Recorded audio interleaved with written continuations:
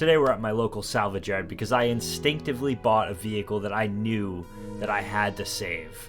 I come to this yard often and I've never seen this car here. They've been hiding it from me in a place that I never would have expected.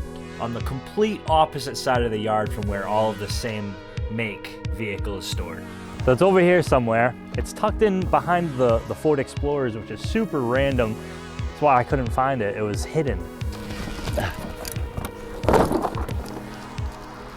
Ta-da!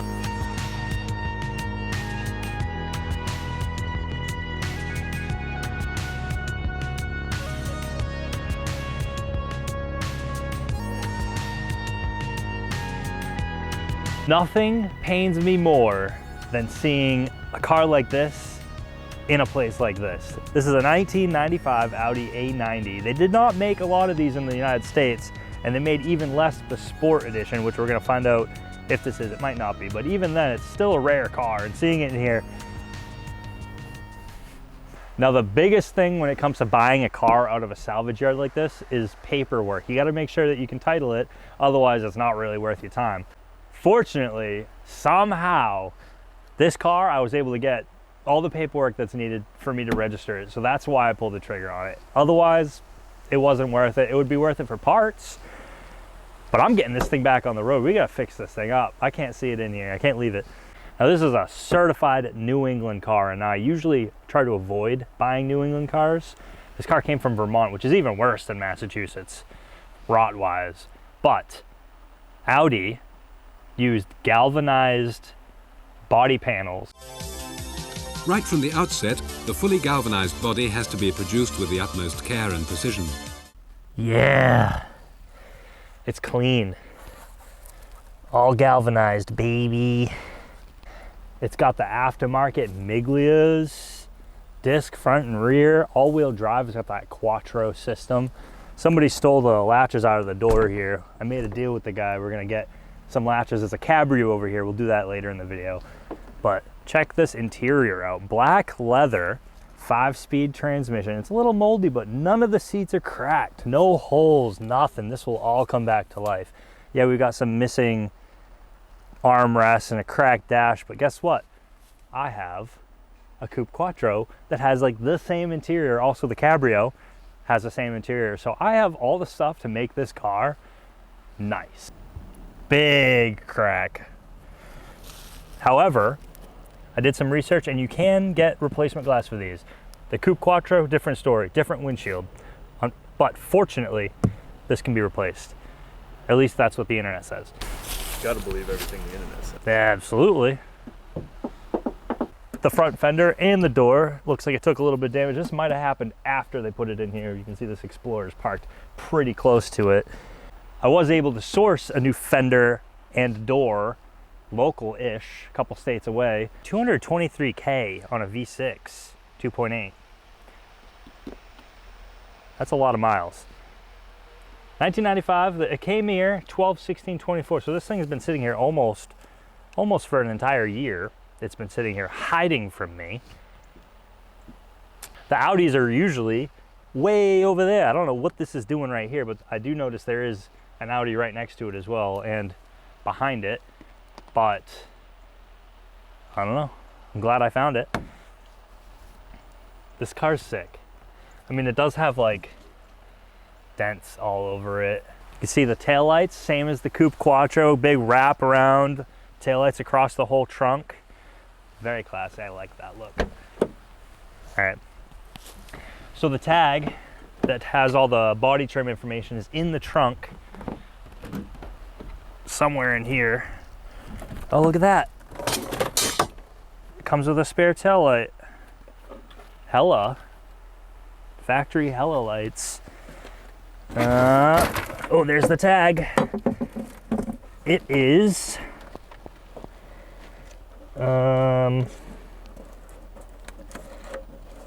I don't think it's a sport. It is a sport. So you can see this is the tag that has all the trim packages and everything. 1BE, that is the sport suspension. So it is confirmed that this is a 1995 Audi 90 Quattro Sport. They only made maybe like 750 of these in the States. What a find. This is an under 1,000 car sitting in a scrapyard. Unbelievable.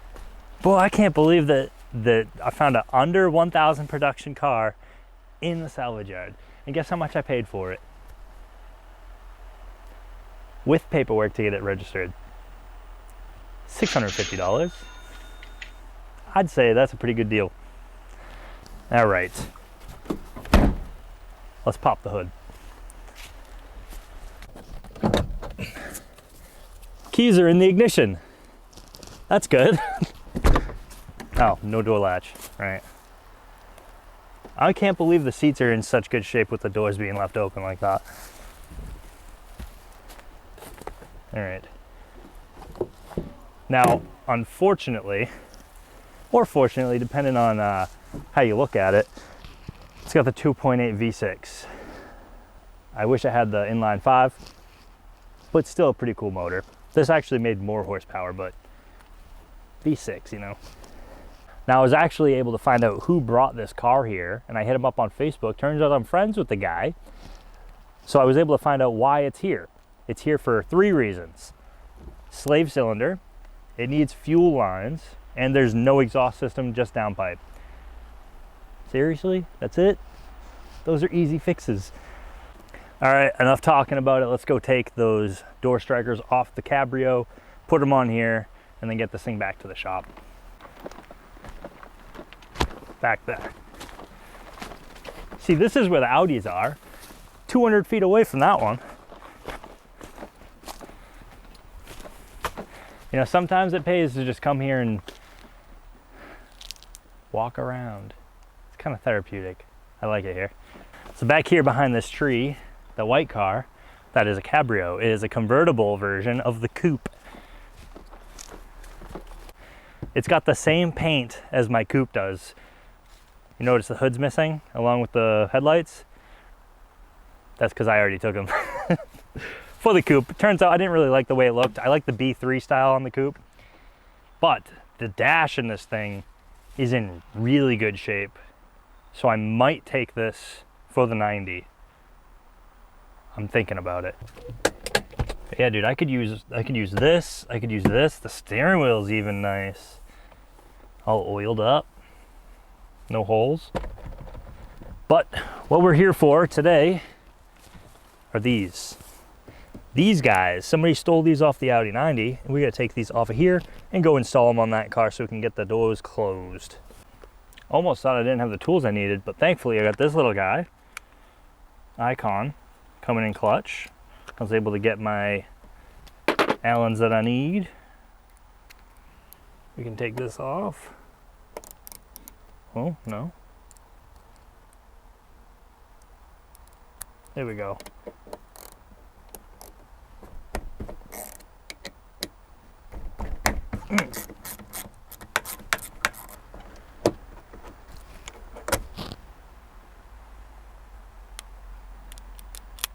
Okay, one. Other side. Somehow it fell off the other one pretty easily. But this is just kind of in there.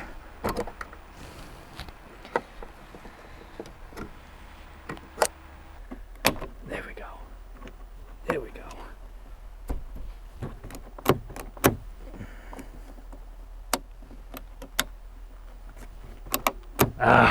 All right. Always test your strikers before you close the door. Hell yeah.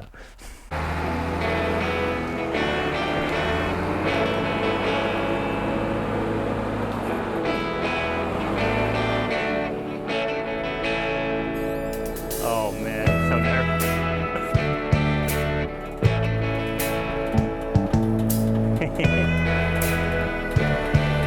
Oh, she's up there.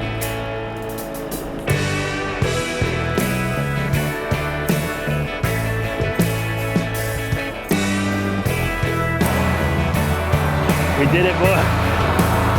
Too late to turn back now.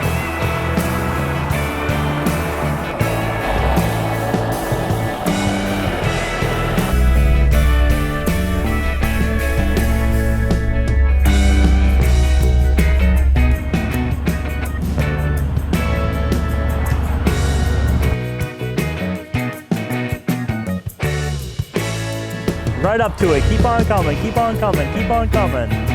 Keep on coming.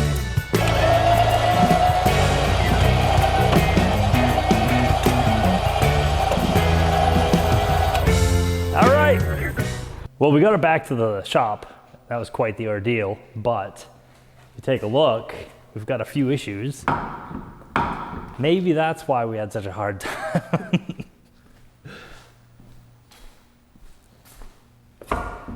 Every single wheel, the lugs are loose. I thought it had something to do with the suspension, maybe. No. So I think the first thing we need to do before addressing any of the cosmetic stuff or even cleaning the interior is getting it running and driving and stopping.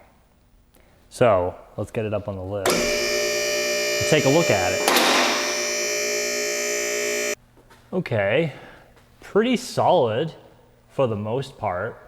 Don't get me wrong, there's some crusty bits in here. This heat shield, gotta go, but the body is nice. Ooh, we got a big dent right here, probably from the forks. Definitely from the forks, or maybe the rock that they put it down on. That can get banged out once you pull the seats out. This got pushed up to the driver's side. I was wondering, the carpet's got it's raised a little bit. That'll do it. Probably the forks or the rocks they put it on, pushed up on the body here. No big deal. Once the carpet's out, because the carpet's gonna have to come out, it's disgusting in there. We can hammer that all back down. Like I said, it's galvanized steel too, so it's pretty solid, honestly. Considering, all things considered. They've got rubber hose replacing the fuel lines, and they left the fuel lines. You can see these are in terrible shape. So I'm curious if that was the fix to get it to run, if that's where it was bad and not up in here. I wonder if we can get fuel to this and start it. Because this could have been done after that guy sold it. You know what I mean? What a hack job. Hey, at least I got a bunch of fuel line I could use on something. Not for fuel injection systems. Gotta be careful with these seats because they're a little crisp, a little dried. I don't want to crack them. And when I bought my coupe, first thing I did is I kneeled on the passenger seat and my knee went right through it. Crack. Well, they were mint otherwise, but oh well. Fuel pump.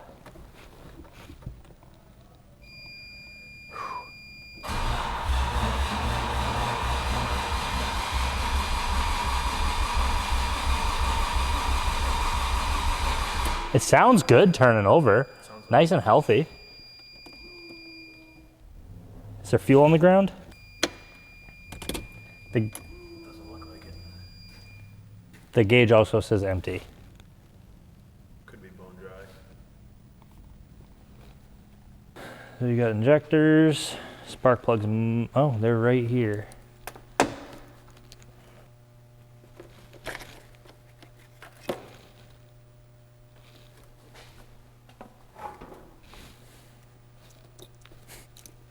I'm gonna crank it over. You wanna tell me if you see a spark on this? Hey, boy, you hear that? It just poofed. And just so you know, we did check the oil. I happened to check it when I first found the car. It does have oil. Just so you know.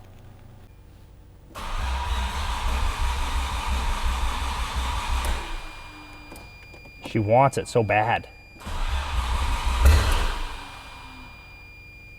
No way.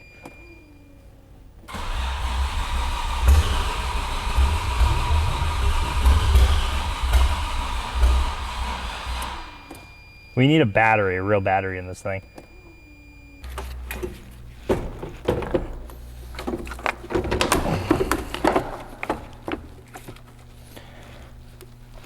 Who would have thought a Mustang battery wouldn't fit in here?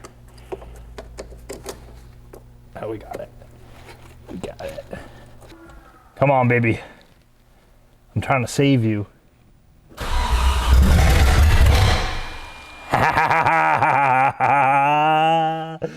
Yes!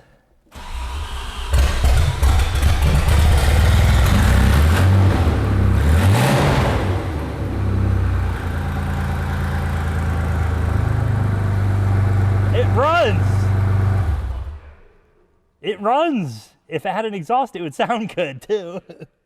That's crazy! It would be nice to get a good set of wheels on this thing so we can roll it around though, huh? Maybe we should zap these off and clean the beads. They'll probably hold air. So it runs. I'm gonna have to order a slave cylinder for it so we can move it. Hopefully everything else works with the drivetrain so it'll actually drive. I think for now, we're gonna address the wheels. Probably pop the tires off, clean the beads, put them back on since they do not like to hold air and they're leaking from the beads. So let's do that.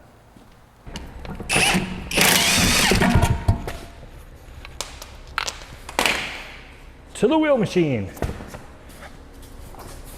Now you're probably wondering, why would I take off these old, dry rotten tires, clean the beads, clean the tires, and put them back on?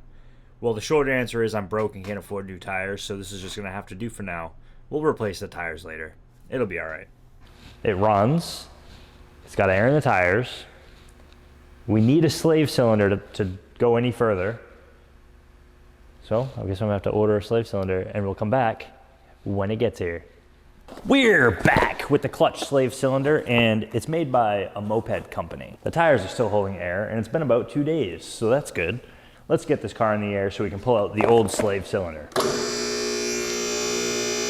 Look what just dropped out of the car as I was lifting it up. A mouse!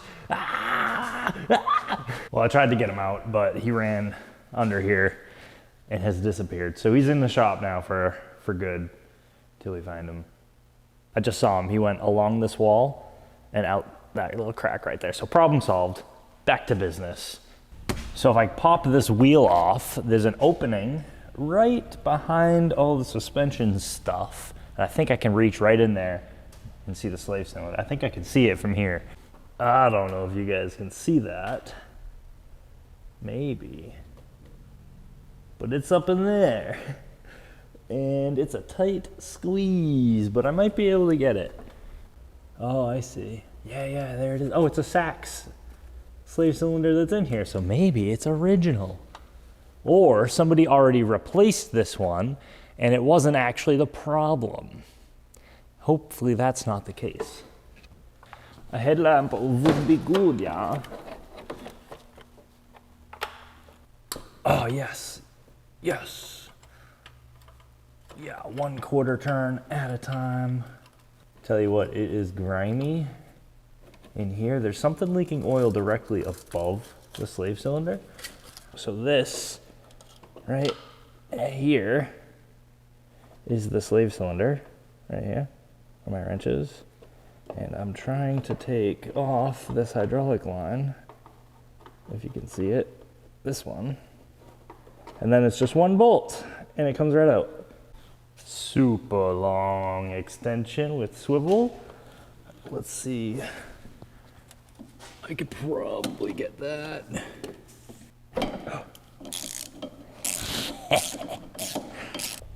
Oh yeah, there it is.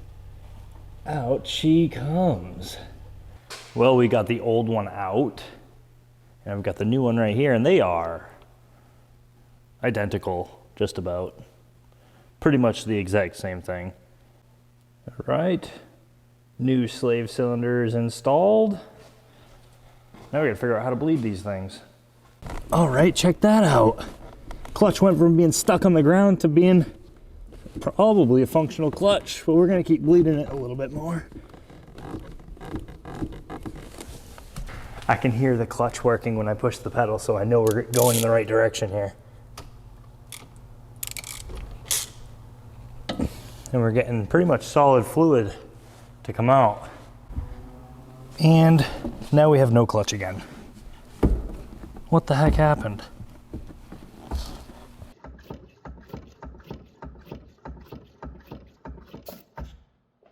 Well, we might be lucky. That line has a little pinhole in it, which may have just gotten bigger for me, but it could have been leaking this whole time, just a little tiny stream, and that's what got everything, including the steering rack, wet. Fingers crossed that's the case, because I can make a new line. I really don't want to replace that steering rack. Aha! Oh yeah, that's a crusty guy right there. Oh boy. I betcha I couldn't even find one of these if I tried. Guaranteed there's none of these anywhere unless they're used. So I went with brake line. This is like your typical from your body to your caliper. I took this off the original piece, put a flare here with a nut, and then I made this and took the original nut and kept it on there. So I'm thinking that this is gonna work. And there's only one way to find out. Let's do it. Well, that actually went a lot smoother than I thought it would. Let's see if we can bleed it again. So we got the new clutch line in. We got this fancy suck machine from Harbor Freight. It made quick work of bleeding that cylinder. I tried doing it manually, didn't work. Could not get the clutch to disengage. But now, if you listen, I don't know if you're gonna be able to hear it, but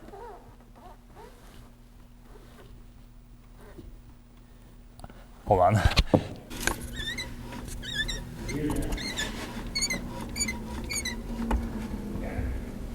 So we can go ahead and remove this. Oh, drip it all over the engine.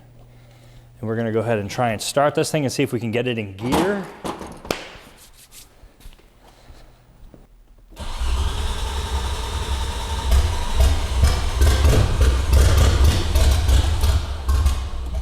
Could probably use some fresh gas. Yeah. This is like 7-year-old junkyard gas.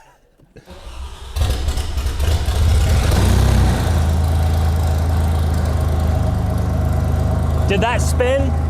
The hub? It spun? No! My foot's on the clutch, it shouldn't spin.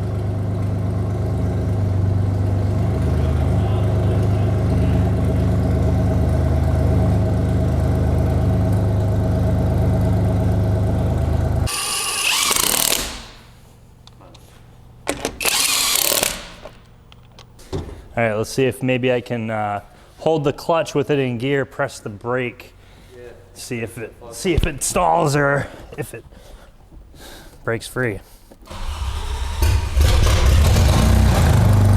It won't even go in gear. It's got to go in gear with it off.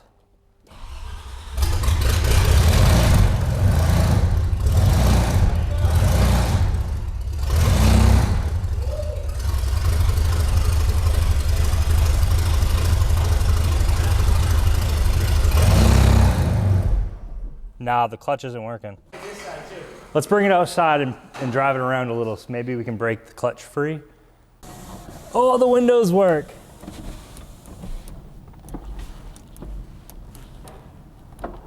Oh, they all work. Hell yeah. All right, let's see. That's clutches. I'm all the way to the ground.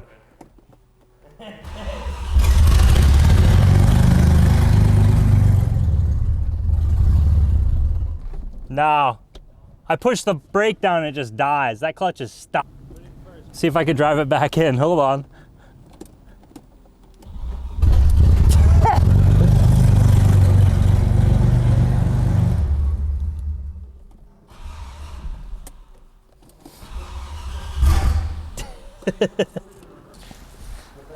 This could be a different length. I mean, like if this is a different length on the one I just put in there, it might not be pushing the clutch enough. All the way. Maybe I should pop the slave out. Is it a pain in the ass? One bolt. Oh, try it. All right, let's do it. It looks like It looks pretty similar. Yeah. exactly. If anything, it's a little longer. Yeah, they said, oh, it needs a slave cylinder, but in fact, it was the clutch that was bad the whole time. Yeah, that would make a lot more sense. So they cut the cats off of it? Yeah, they cut the cats off and scrapped it, right? I know what I'm buying you for Christmas. What? A light? A fucking headlamp. That's a great idea. I know. If I'm pulling the tranny, I might as well pull the engine. If this thing's got 223K, I might as well put a new one in it. Should we try doing the pump and bleed and then do this too? Maybe just stir it up a little bit. I'll climb up there if you want to do this. Get in there.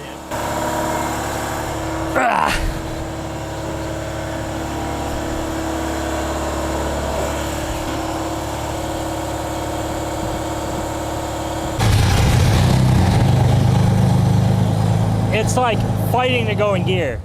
It's fighting to go in gear. And if it was on the ground, it would not go in gear. It's just because it's spinning the... Well, I mean, this thing's got 223,000 miles on it. I guess I'm gonna have to just admit defeat on this one. I didn't want to have to do an engine swap this soon, but if I gotta pull the train, I might as well just pull the engine instead. Ay. Well, I guess that's all for this video. A little anticlimactic, but in the next video, we'll probably be pulling an engine. So stay tuned. All right. If you're not already, make sure to like and subscribe. Catch you on the next one.